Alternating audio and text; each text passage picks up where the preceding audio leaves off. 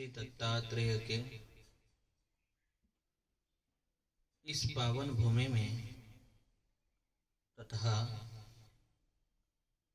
परम पूज्य सदगुरु रमन्नाथ जी महाराज जी के इस दिव्य शक्ति दरबार में आज की ये ज्ञान अमृतवाणी का कथन कर रहा हूँ।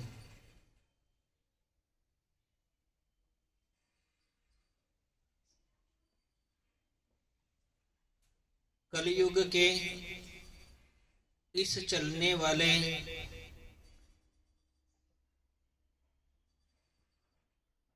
प्रहर में तथा कलयुग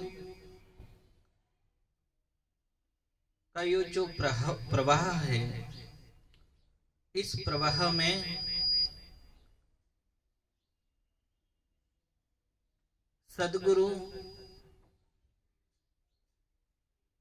का सानिध्य सबसे महत्वपूर्ण है।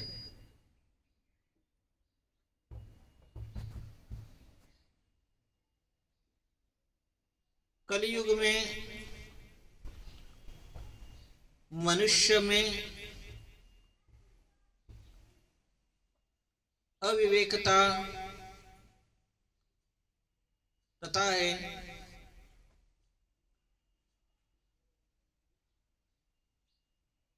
अज्ञानताएं सबसे भरी हुई रहती है। मनुष्य अपने जीवन में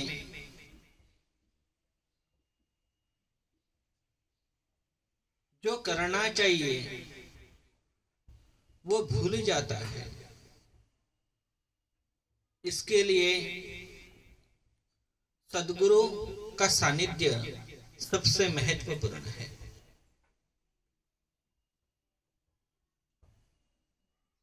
जब सद्गुरु के सानिध्य में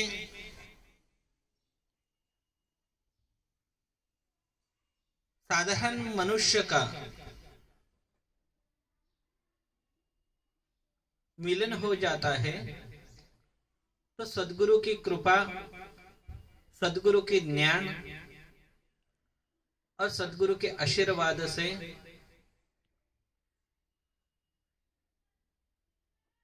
साधारण मनुष्य को ज्ञान का प्रारंभ हो जाता है तथा जीवन में क्या करना चाहिए उसका उसे बोध हो जाता है। ध्यान साधना है।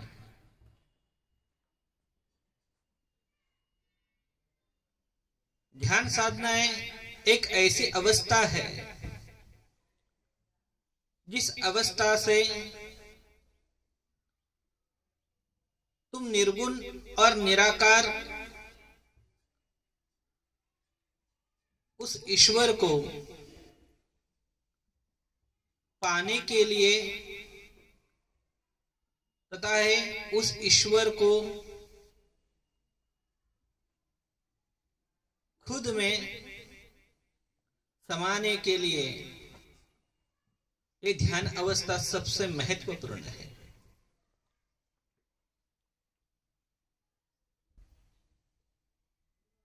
जैसे हवाएं दिखती नहीं है, उसका तुम आभास कर सकते हो, उसकी अनुभूति कर सकते हो। हवा दिखती नहीं है इसलिए वो नहीं है ऐसा तुम कह नहीं सकते। वो है, उसका तुम्हें आभास होएगा, उसकी तुम्हें अनुभूति होएगी। वैसे ही उस ईश्वर की शक्ति इस विश्व में, इस ब्रह्मांड में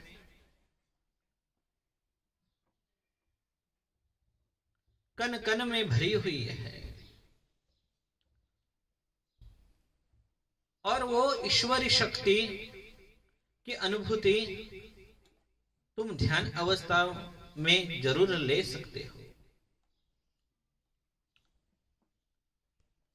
जब सदगुरु इस ध्यान अवस्था का ज्ञान तुम्हें देते हैं तो उस ज्ञान से उस ध्यान अवस्था का आचरण करना सबसे महत्वपूर्ण है।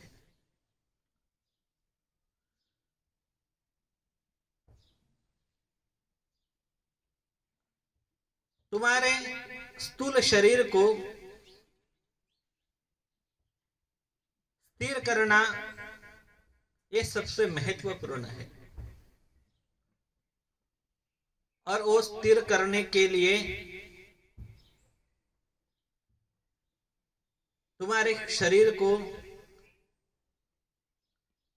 किसी भी एक आसन में बैठना सबसे जरूरी है। आसन के भी बहुत प्रकार है। स्वस्तिकासन है, पद्मासन है, वज्रासन है, विविध मुद्राओं की स्थिति की आसन स्थितियां है। वो किसी भी आसन स्थिति में आप बैठना सबसे जरूरी है। जब तुम किसी भी एक आसन की मुद्रा स्थिति में बैठ जाओगे तो तुम्हारा शरीर एक स्थिर भावता लेना शुरू करेगा। तुम्हारे शरीर के मन की स्थिरता होना सबसे महत्वपूर्ण है। देखो, आसन में बैठने के बाद मन की भ्रमंतियां शुरू हो जाती है। मन की भ्रमंतियों में तुम भटकते हुए अगर चलोगे और कहोगे कि वो मेरी ध्यान अवस्था है, तो ये गलत है। क्योंकि मन चंचली अवस्था में रहता है। वो चंचल अवस्था में तुम्हारे विचारों को भ्रमित कर देगा। उसमें सत और असत ये दोनों विचार तुम्हारे इस शरीर के मन के भंडार में भरे हुए रहते हैं। तो इस मन को कैसे स्थिर करना है? तो उसके लिए सबसे महत्वपूर्ण है जाप। देखो, जिस सदगुरु के सानिध्य में तुम आते हो, उस सदगुरु पर निष्ठा रहना, उस सदगुरु पर श्रद्धा रहना और उस सदगुरु पर तुम्हारी भक्ति रहना सबसे महत्वपूर्ण है। भक्ति और श्रद्धा समर्पण भाव से ही उत्पन्न होती है। और जब तुम अपना एक शरीर सदगुरु के चरणों में समर्पित कर देते हो तो सदगुरु के प्रति तुम्हारा भाव निर्मित हो जाता है। और जब भाव निर्मित हो जाता है तो वो भाव श्रद्धा में परावर्तित हो जाता है।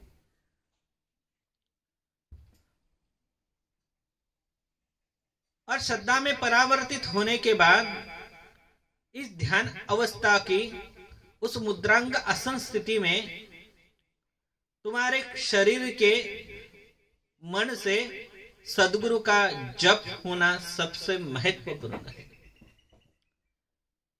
इस जप से मन के चलने वाले अभेद्य विचारों को एकाग्रता करने की शक्ति मिलती है। सदगुरु की वो शक्ति तुम्हारे शरीर में उस जाप से प्रगटीकरण होना शुरुआत हो जाती है। उस सदगुरु के जाप से तुम्हारे शरीर के अंदर सदगुरु के ऊर्जा शक्ति का प्रगटीकरण होना शुरू हो जाता है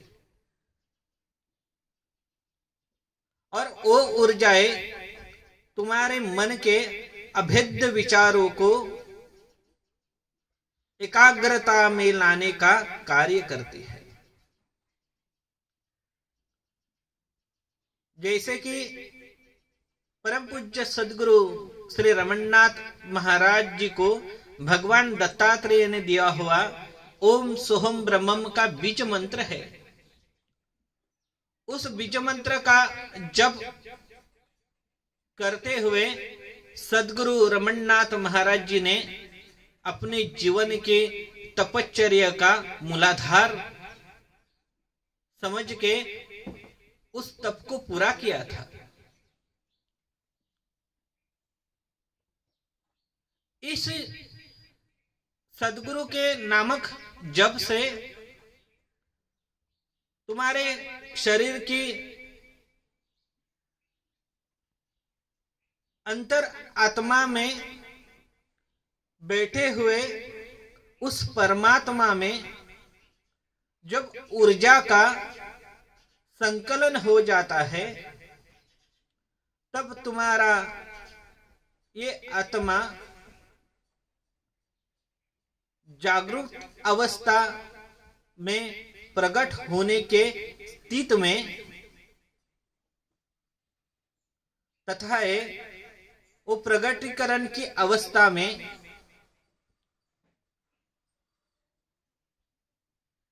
वो अवस्था प्राप्त करने की प्रारंभ करता है, शुरुआत करता है।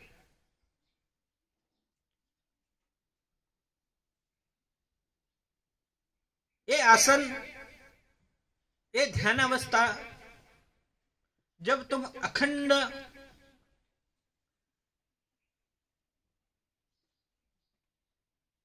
काल पर करते हो या अखंड स्थितियों में चालू रखते हो, तब तुम्हारा शरीर ये स्थिर भावता में, ये सूक्ष्म अवस्था में प्रकट होना शुरू हो जाता है। मन की अविवेकी विचारों का लोप होना शुरू हो जाता है। मन के ये षट विकारों का लोप होना शुरू हो जाता है। जब सदगुरु नाम का जब अंतर आत्मा में जब प्रारंभ हो जाता है, तब शरीर की संवेदनशीलता बढ़ती है। वो सबसे बड़ा याद रखो। तब मन तुम्हारे शरीर को अस्थिर भी कर देगा।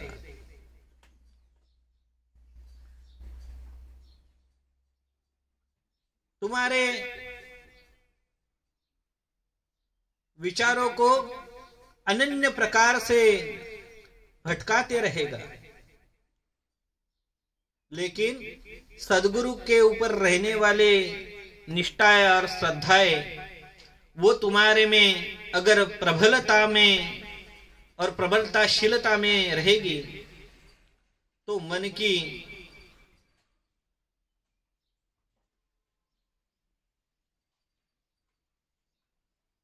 मन की चलने वाली कौन सी भी स्थिति हो, वो तुम्हें अस्थिर नहीं करेगी।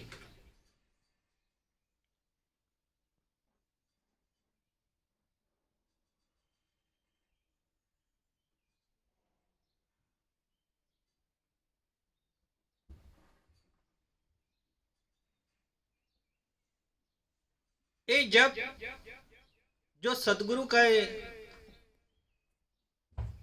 तुम करते हो,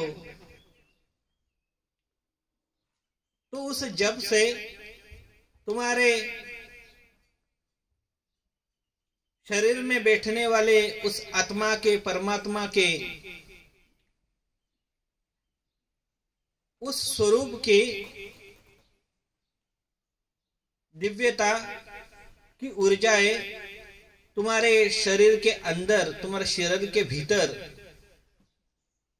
दिव्यमय होती जाएगी। तुम्हारे शरीर के अंदर वो दिव्यमय प्रकाश तुम्हें दिखते जाएगा। मेरे शरीर के अंदर कोई ईश्वरी शक्ति है, उसका आभास तुम्हें होते जाएगा।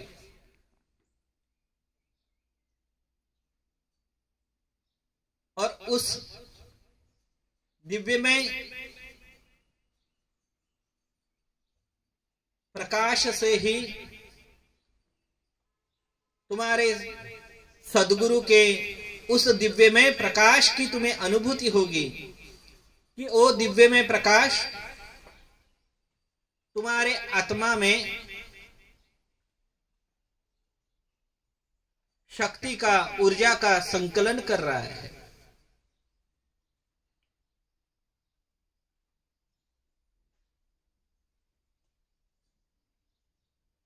उस सद्गुरु के उस दिव्यमय प्रकाश की तुम्हें अनुभूति होगी जो तुम्हारे शरीर के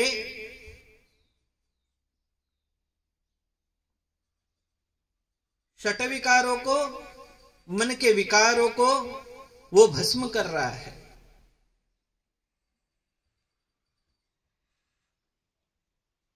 फिर सद्गुरु के उस दिव्यमय रथ में जब तुम्हारा ये आत्मा बैठ जाएगा तो सद्गुरु तुम्हारे इस आत्मा की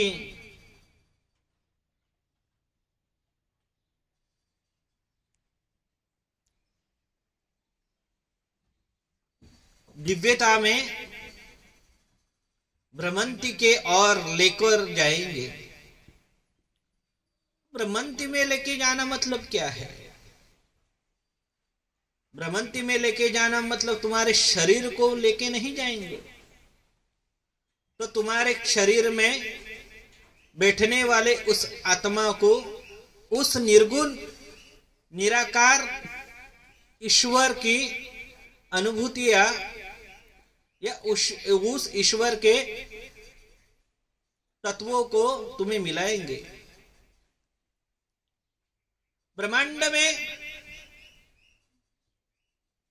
इस विश्व में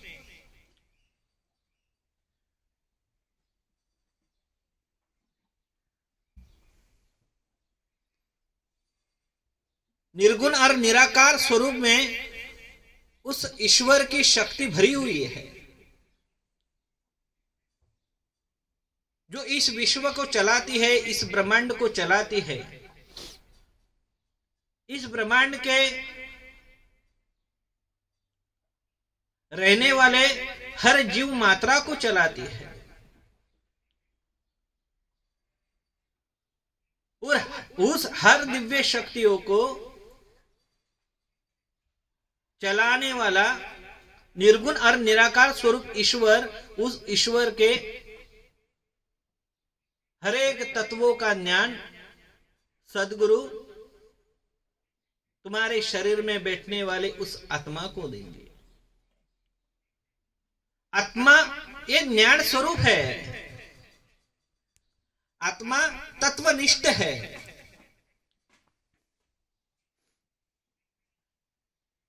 सिर्फ सद्गुरु के कृपा आशीर्वाद से उस आत्मा में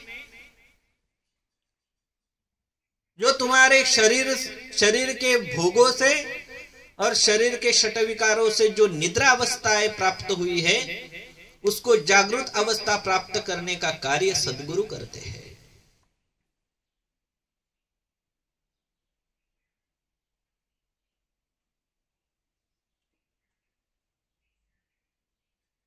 देखो, इस ब्रह्मांड में पंच तत्व है, पंच महाभूत है। वैसे ही तुम्हारे शरीर में भी पंच तत्व है, पंच महाभूत है, सप्त चक्र है। तुम्हारे शरीर में पूरा विश्व भरा हुआ है। सिर्फ आंखों से देखते हो वही विश्व नहीं है, तो उसे भी बड़ा और विश्व है जो तुम आंखों से भी देख नहीं सकते। और वो पूरा विश्व तुम्हारे शरीर में भरा हुआ है, जो तुम्हारे आत्मा में निवास करता है।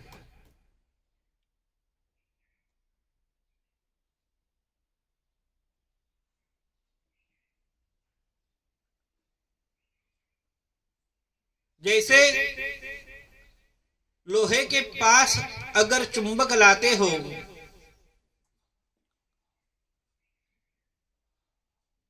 तो तुरंत ही वो चुंबक लोहे में चिपक जाता है, और ऐसे चिपक जाता है कि उसमें एक कण भर का भी अंतर नहीं रहता। वैसे ही सद्गुरु एक चुंबकीय शक्ति है जो तुम्हारे लोहे को अपने में समा लेती है।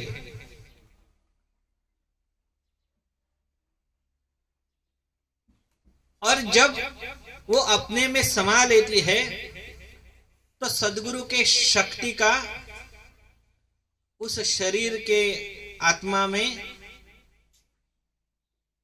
अभिसरण हो जाता है,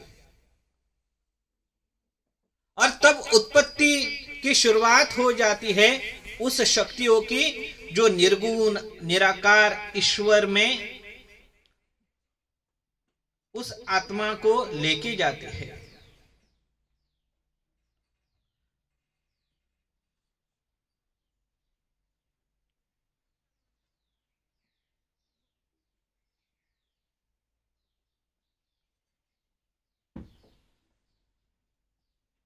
उस परमात्मा में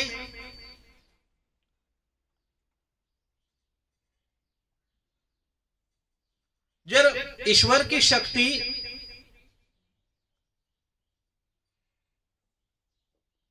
का प्रकटीकरण हो जाता है,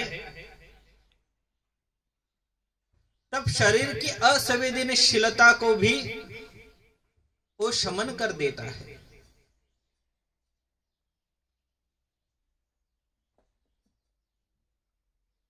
शरीर वो अनुभूति लेता है उस ईश्वर की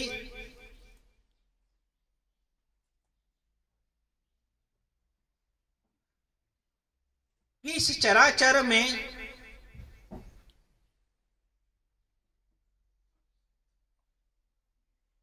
जो तत्व कार्य कर रहे हैं, उस कार्य के हरेक प्रणाली का बोध, उस कार्य प्रणाली का ज्ञान उस शरीर को होना प्रारंभ कर देता है। उस पंच तत्व में एक तत्व है अग्नि तत्व।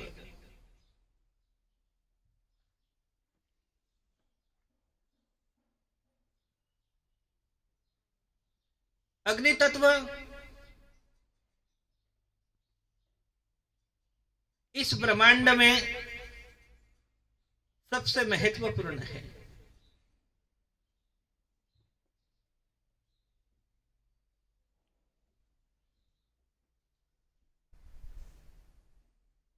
जो पंच महाभूतों में से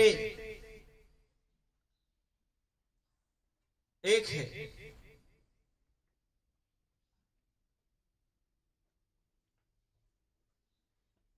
देखो, अनाज पकाने का कार्य अग्नि ही कर सकता है। जब अग्नि अपना तेज अनाज में भरे हुए उस बर्तन में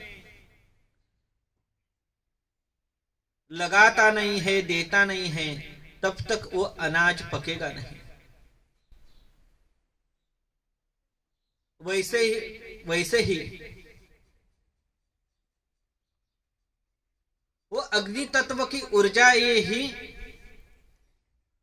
तुम्हारे शरीर के भोगों का निरसन करती है, तुम्हारे भोगों का वो क्षमन करती है, तुम्हारे भोगों का वो भस्म करती है।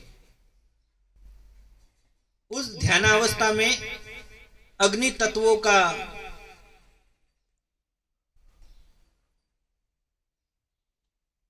तुम्हारे शरीर में उत्पत्ति होना सबसे महत्वपूर्ण है।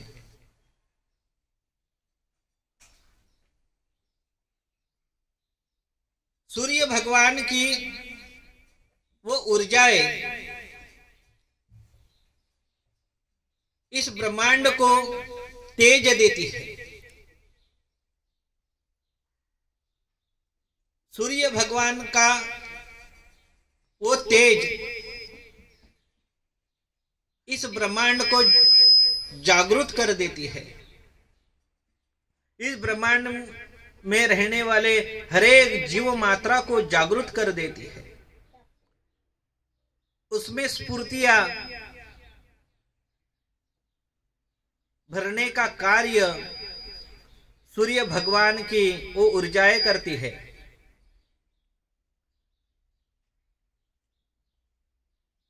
सूर्य भगवान का तेज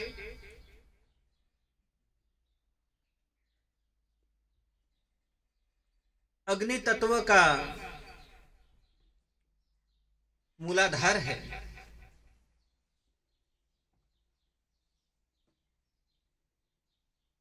अग्नि का कार्य ही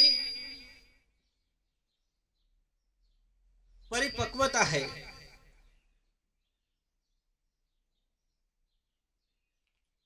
अग्नि में चलने वाले हर लक्तरों को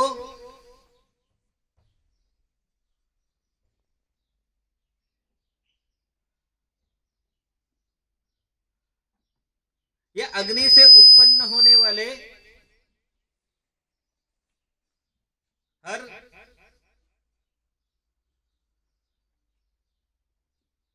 लक्तरों की तेजों से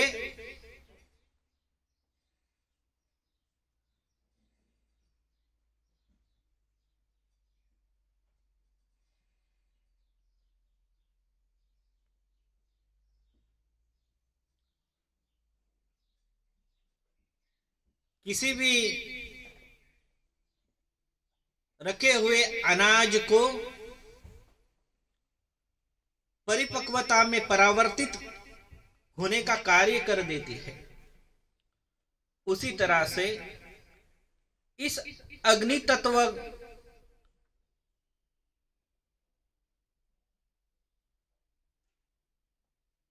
उस अग्नि तत्व से तुम्हारे शरीर के अविवेक विचारों को भस्म करने का कार्य ये अग्नि तत्व करता है।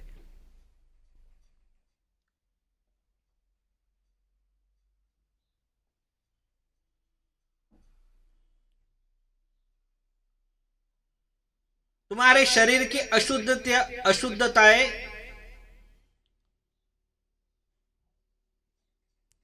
भस्म करने का कार्य ये अग्नि तत्व करता है।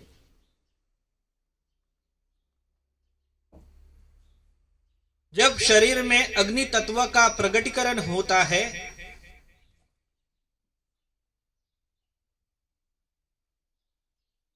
ये प्रकटीकरण इतना साधा और सरल नहीं है।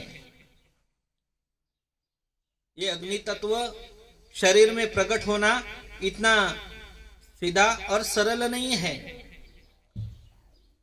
वो सद्गुरु के कृपा से, सद्गुरु के आशीर्वाद से ही और सद्गुरु के शक्ति से ही तुम्हारे शरीर में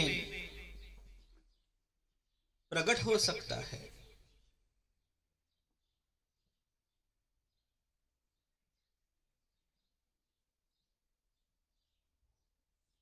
क्योंकि जब अग्नि तत्व शरीर में जागृति जब हो जाती है तो उस शरीर को संभालने का कार्य उस सद्गुरु की शक्ति और सद्गुरु के उस दिव्य में आवाही कर सकती है। क्योंकि अग्नि तत्व जागृत होने के बाद तुम्हारे शरीर में ऊर्जा का स्रोत बढ़ जाता है। तुम्हारे शरीर में ऊर्जा बढ़ने के बाद वो ऊर्जाएं तुम्हारे शरीर को असह्य कर देती है और उस असह्य शरीर को सद्गुरु ही संभाल सकते हैं। तो वो शरीर में ऊर्जा बढ़ने के बाद वो शरीर के मस्तिष्क से लेकर पैर तक उस चराचर में वो अग्नि तत्व अपनी ऊर्जा स्रोत से जागृत तुम्हारे उस शरीर के हरेक विभागों को कर देता है। उसे तुम्हारे शरीर में बैठने वाली आत्मा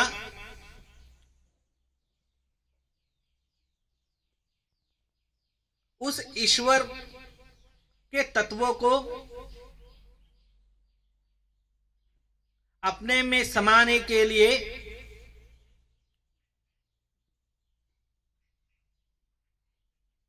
उतने उस शरीर को काबिल कर देती है।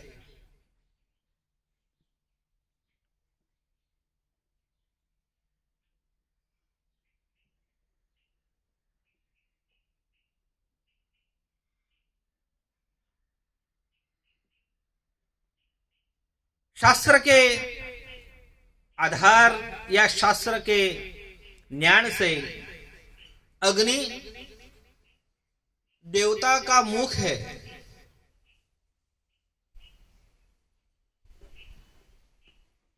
जैसे यज्ञ में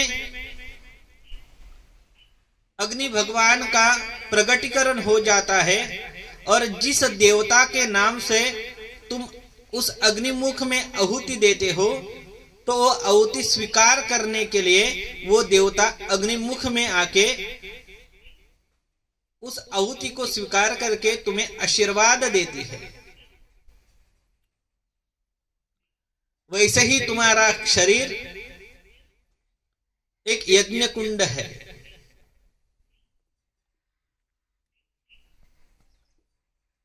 उस शरीर के यज्ञ कुंड में अग्नि तत्वों की निर्मिति हो जाती है या अग्नि तत्व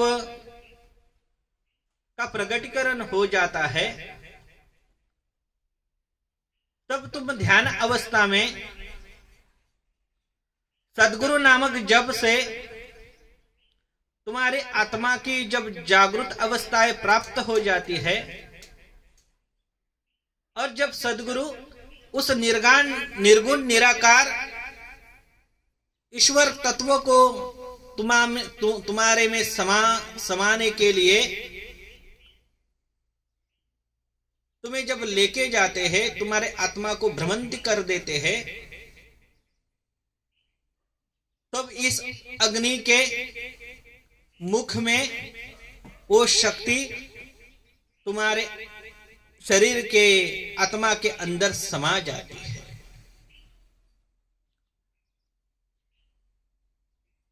उस आत्मा के अग्नि तत्वों में वो हरेक ईश्वरी शक्ति समा जाती है जिसे तुम्हें सद्गुरु मिलाते हैं।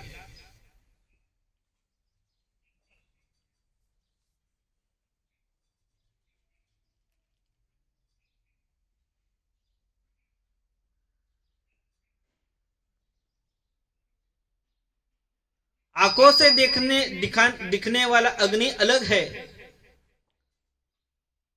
और तुम्हारे शरीर में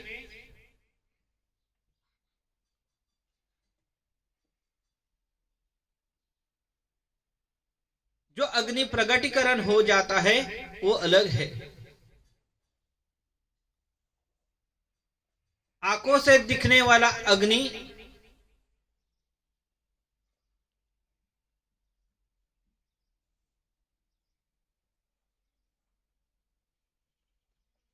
वो एक ही कार्य कर देता है, लेकिन शरीर में जो अग्नि प्रकट हो जाता है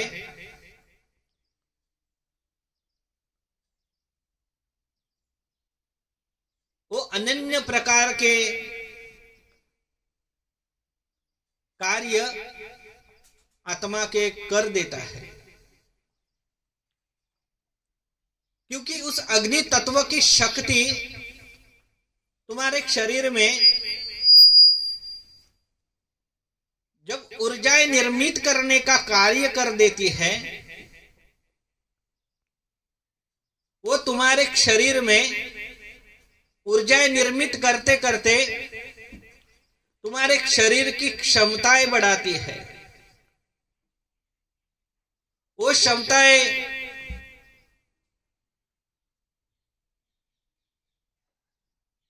उसी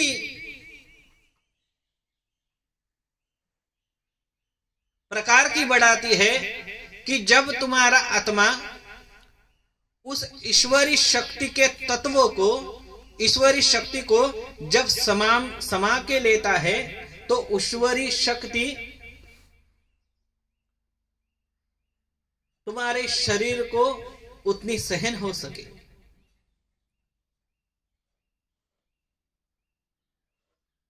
देखो, भगवान महादेव ने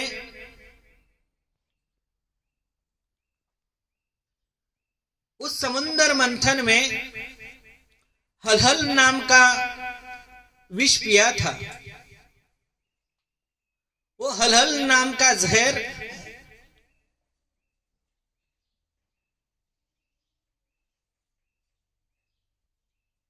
इतना जहरीला था कि उसका एक बूंद भी अगर समुद्र में गिर जाता तो समुद्र में रहने वाले जीव मात्रा भी उसमें भस्म हो जाते थे। ऐसे हलहल नाम के जहर के लोटे को भगवान महादेव ने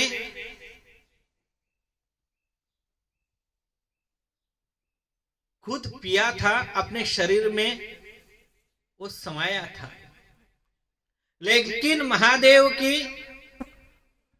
तपो शक्ति, ऊर्जा शक्ति इतनी अभेद्य थी कि उस हलहल नाम के विष को भी वो समा सकी। उस हलहल नाम के जहर ने महादेव के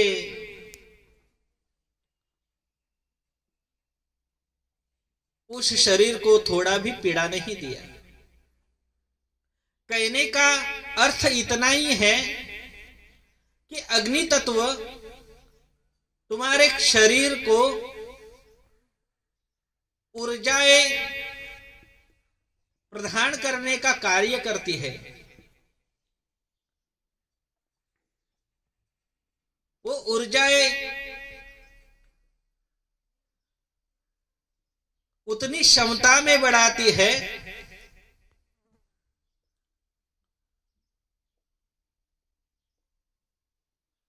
कि तुम्हारे ध्यान अवस्था की तप से जो ईश्वर की शक्ति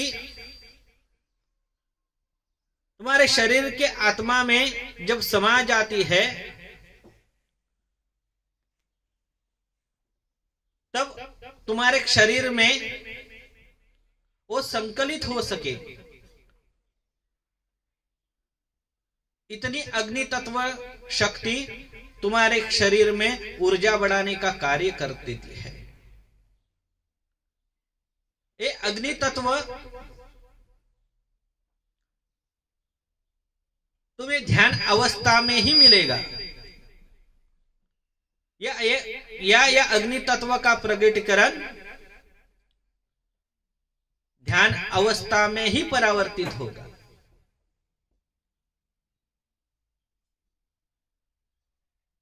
और ये ध्यान अवस्था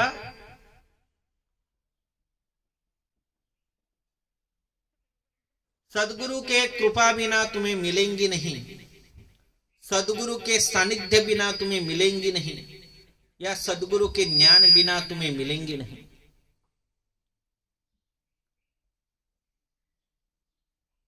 इसीलिए परम पूज्य सदगुरु श्री रमणनाथ महाराज जी के इस दिव्यमय शक्ति के सदगुरु का मिलाप होना सबसे महत्वपूर्ण है। और जब ऐसे सदगुरु तुम्हारे ऊपर कृपा आशीर्वाद करेंगे तो ये अग्नि तत्व का ज्ञान तथा अग्नि तत्व का प्रकटीकरण उस ध्यान अवस्था में तुम्हें जरूर मिल सकता है। इसीलिए गुरुर ब्रह्मा गुरुर विष्णु गुरुर्देवो महेश्वरः गुरुर साक्षात् परब्रह्म तस्मै श्री गुरुवे नमः। ओम सोहम ब्रह्म।